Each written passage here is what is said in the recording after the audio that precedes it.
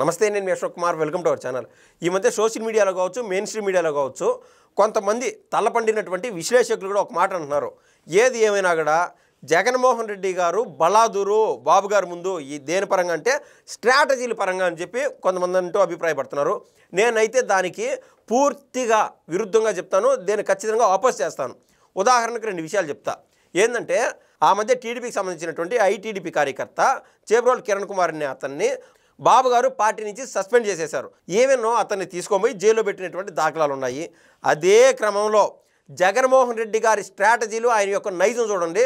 ఆ కేఎస్ఆర్ అనే అతను ఇక్కడ చేబ్రోలు కిరణ్ కుమార్ మాట్లాడింది ఒక మహిళ గురించి, ఇక్కడ కేఎస్ఆర్ అనేటువంటి ఒక విలేకరి మాట్లాడింది ఏకంగా ఒక ప్రాంతానికి సంబంధించినటువంటి మహిళలందరి గురించి మాట్లాడినాడు. ఈ రోజున అదే కేఎస్ఆర్ మెయిన్ స్ట్రీమ్ మీడియాలోకి వచ్చినాడు, సాక్షిలో కూర్చొని ఆయన నీతి సూక్తులు చెప్తున్నాడు. అది మంచి, ఇది చెడు అని చెప్పి ఆయన విశ్లేషణలు అంటూ చేస్తూ ఉన్నాడు. ఇది అవునా కాదా అండి? ఇది అందరికీ తెలిసినటువంటి ఓపెన్ నిజం. జగన్మోహన్ రెడ్డి గారు తన అధికారం కోల్పోయిన తర్వాత ఎవరైతే గతంలో బూతులు తిట్టినటువంటి వైసీపీ కీచకులు వాళ్ళ వల్ల ఓళ్ళే పడినట్టు ఏమైనారంటే కొంతమంది జైలు పోయినారు, కొంతమంది నోటీసులు ఎదుర్కొన్నారు, కాబట్టి కొంతమంది డల్ అయినారు. ఈ క్రమంలో జగన్మోహన్ రెడ్డి గారు క్రమేపీ బిల్డప్ చేసుకుంటూ వచ్చాడు తన సోషల్ మీడియాకి సంబంధించి. తాత్కాలికంగా ఇప్పుడు దిగినటువంటి కొత్త బిచ్చిగాళ్ళు అనుకోండి, వేరే రకాన్ని అనుకోండి, వైసీపీకి సంబంధించినటువంటి కొంతమంది సోషల్ మీడియాలో హల్చల్ చేస్తున్నారు. వాళ్ళు ముఖ్యమైన వారు తులసి అనే ఒక ఆవిడ, తెలంగాణకు సంబంధించినటువంటి ఒక ఆవిడ సోషల్ మీడియాలో వీడియోలు చేస్తూ ఉంటుంది ఒకరు. ఇంకా రెండో వ్యక్తి ఎవరంటే ప్రశ్న అనే ఒక అతను ఈ మధ్య సోషల్ మీడియాలో చక్కర్లు కొడతానే ఉన్నాడు, ఆయన రెండో అతను. ఇంకా ఏజుడు అనే అతనికి ఇంక సోషల్ మీడియాలో విపరీతమైన డబ్బులు వస్తాయి. అది ఏది ఏమైనా కూడా ఒకటే లాజిక్ చెప్తున్నా, నేను నా మాటలో తడబాటు ఉండొచ్చు, సారీ చెప్తాను, ఇంకొకటి చెప్తాను, ఈ రకమైన తడబాటు అనేది లైట్ తీసుకోండి. ఎందుకంటే పలానా ఏజుడితో పోల్చి చూస్తే అతను ప్రతి 4 సెకండ్లకి ఒక కట్టు ఉంటుంది. మీరు చూస్తే ప్రతి 10 సెకండ్లోపు 2 కట్లు, అది ఎక్కువ 2 కట్లు అనేది 3-4 కట్లు. ఏంటంటే అతని బ్యాక్ ఎండ్ టీము అతను చేసేటువంటి వీడియోలు చూడండి. నేనంటే ఎక్కడో ఒక చోట కెమెరాలు ఉన్నప్పుడు కుదిరినప్పుడు నేను వీడియోలు చేసుకుంటూ వస్తున్నా, అది వేరే రకము. అదే కానీ ఏజుడి వరకు ఏంది విషయం అంటే అతని యొక్క బ్యాక్ ఎండ్ టీము ఒక రేంజ్ అనమాట. ఇష్టానుసారం డబ్బులు ఇన్వెస్ట్మెంట్ పెట్టినారు పలానా ఏజుడి పైన. కాబట్టి ఆయన ప్రతి మాటలోనూ వెనకల ప్రూఫ్స్ లేకుంటే ఆ యొక్క డాక్యుమెంటేషన్లు లేకుంటే వేరే వీడియోలో కనబడతానే ఉంటాయి. అంటే అంత టీం పనిచేస్తుంది అతని కోసం.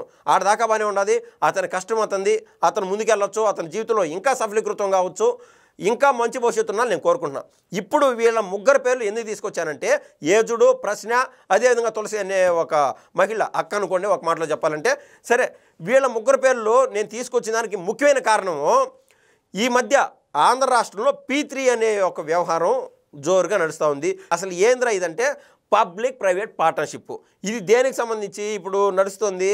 ఆంధ్ర రాష్ట్రంలో ఈ యొక్క మెడికల్ కాలేజీలకు సంబంధించినటువంటి విషయము. ఆడదాకా బాగానే ఉన్నది కదా. అందరూ చెప్తాను ఏంది, మీరు మెడికల్ కాలేజీలు ఎందుకు ప్రైవేట్ పరం చేస్తున్నారని చెప్పి వైసీపీ వారు అంటున్నారు, ఇంకెవరు అనట్లే.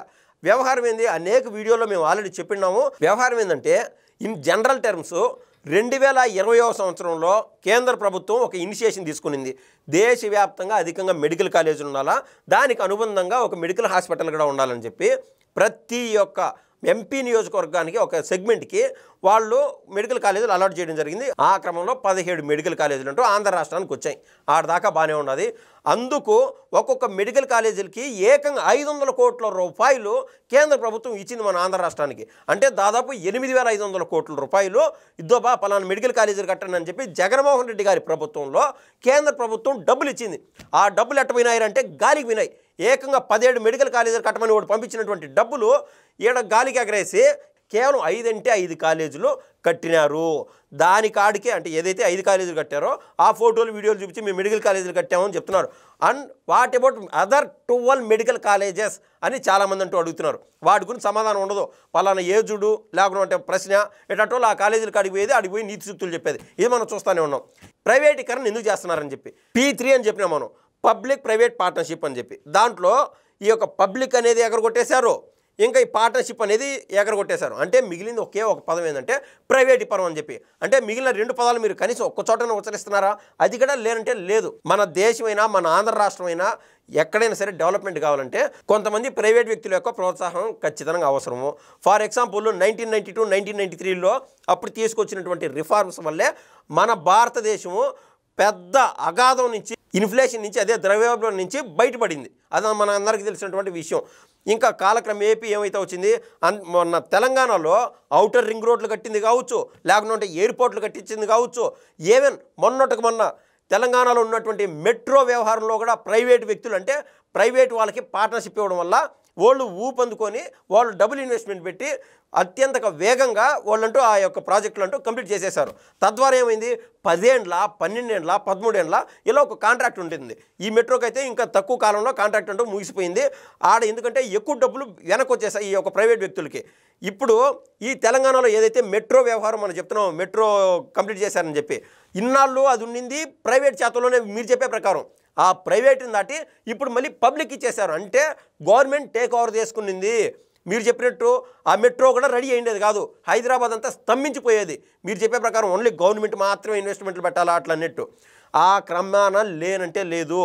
ఇప్పుడు జగన్మోహన్ రెడ్డి గారు 6,500 కోట్ల పైచీలకు ఎవరు జోబీలోకి పంపించారు, ఎక్కడికి పంపించారు, దానికి కేంద్ర ప్రభుత్వానికి ఏమైనా సమాధానం చెప్తారా?